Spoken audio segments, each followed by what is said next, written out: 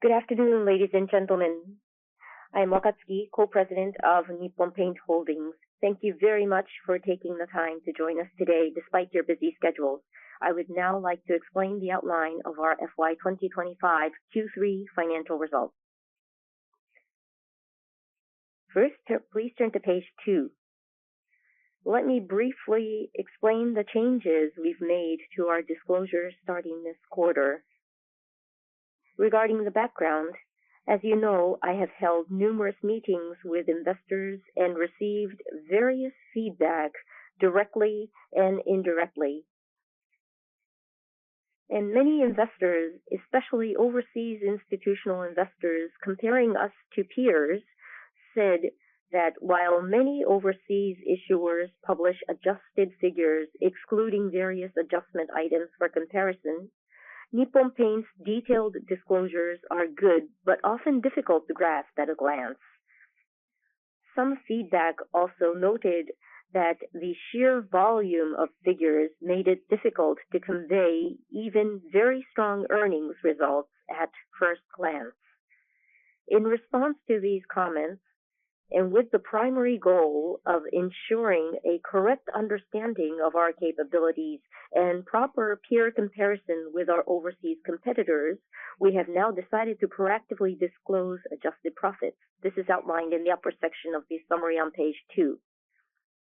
We also decided to change the terminology for growth rates and similar figures to align with industry standards like LSD, MSD, and high HSD, low, mid, and high single digits, and separate them into price mix and volume components in our disclosure. We will continue to disclose information under this policy for the time being, and will continue to listen to your constructive feedback to make further upgrades as necessary. Thank you for your continued support. Next, pages 3 and 4 are new additions. To help you understand our track record correctly through the long-term trends in our P&L, page 3 shows the historical trend of Q3 revenue, adjusted operating profit, and adjusted EPS since the adoption of IFRS in 2018 and the change to a board composition with MSV as its mission. Page 4 shows the trend in profit contributions from organic and inorganic growth. We believe this clearly demonstrates our strong growth track record and growth both organically and inorganically at a glance. We also plan to continue disclosing this information going forward. Particularly on page 4, while organic profit declined temporarily in 2021 due to COVID-19 and rising raw material costs, it recovered significantly in 2022, minus 34.7 to 83.9%. This clearly demonstrates the robust resilience of our earnings power. Next, page 5, please. Q3 overview. Both revenue and operating profit continued to set new records, with revenue increasing by 19% non-GAAP basis. China trading accounting change is included, and adjusted operating profit and EPS both growing by over 40%. Regarding FX rates, the yen has strengthened overall compared to last year. For example, yen strengthened to 147.8 yen against the US dollar this year from 151.6 yen in Q3 FY2024, 20.5 yen against Chinese yuan this year versus 21.1 yen last year, and 94.5 yen against the Australian dollar this year versus 100.5 yen last year. Despite these factors, we achieved substantial growth in both revenue and profit. Operating profit saw solid contribution from organic growth plus 8.7% and inorganic growth 33.8%, with margins improving by approximately 3 percentage points. Regionally, AOC continues to contribute strongly to earnings. The U.S. market is showing signs of bottoming out with declining interest rates, which is a positive development. In China, we achieved profit growth by avoiding aggressive sales expansion and firmly securing margins despite the persisting challenging business environment. In NIPSEA, except China, both volume and price mix improved overall. Next, page 6, please. The outlook for FY2025 remains unchanged, with revenue expected to reach a new record high.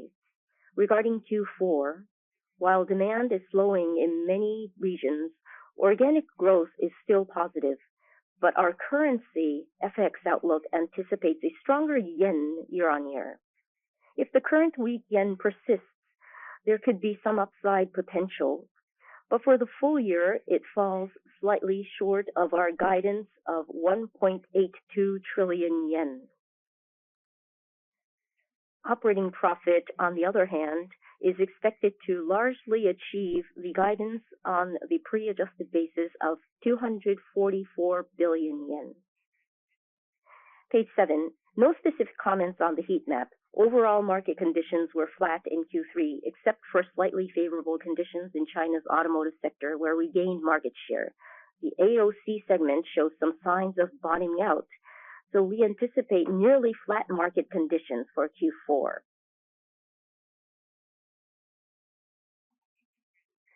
Next, turning to page 8. Here we outline the situation of our major segments. Although I will leave the details to Q&A, let me briefly comment on each region. First, for the Japan segment, basically market conditions and volume remain challenging, but we're offsetting this with a favorable price mix and we're achieving profit growth. Regarding NIPSEA China, TUC's revenue is up by 1% despite challenging market conditions, and we secured sufficient profits. In TUC specifically, it experienced a situation of volume down by LSD and price and mix up by LSD. Automotive sales grew by 7.9%, driven by increased production volumes and strong sales to Chinese manufacturers. The adjusted operating margin rose by 2.3 percentage points year-on-year, compensating for the revenue decline with margin expansion securing profit growth. NIPSEA except China had growth in revenue and profit. Indonesia saw volume growth by mid-single digit. The currency had a negative impact. Turkey achieved double-digit growth in both volume and price. This adjustment attempts to incorporate the impact of applying IAS 29, the hyperinflationary accounting. In DGO Pacific, revenue increased despite largely flat market conditions, driven by continued volume and mix improvements. The solid growth persisted even when accounting for the impact of yen appreciation. Meanwhile, in Europe, while the French market remained challenging, revenue grew thanks to contributions from Southern Europe and EU's business expansion. The stronger euro also provided a positive currency effect. Profit also grew dramatically. In the Americas, automotive sales revenue increased due to rising overall production volumes in the region. However, for decorative, housing demand declined overall as long-term interest rates remained low, leading to a decrease in profits for the Americas region. Lastly, AOC. It continues to maintain exceptionally high margins and contributes significantly to profits. While sales are down 9% year-on-year, just for reference, this business experiences relatively rapid unit price fluctuations, making sales figures themselves less indicative. Volume is down by mid-single digit, so performance isn't exactly strong, but we are securing market share in the sluggish market, as well as the margin. Furthermore, as mentioned at the outset, we sense that the market conditions are finally showing signs of bottoming out.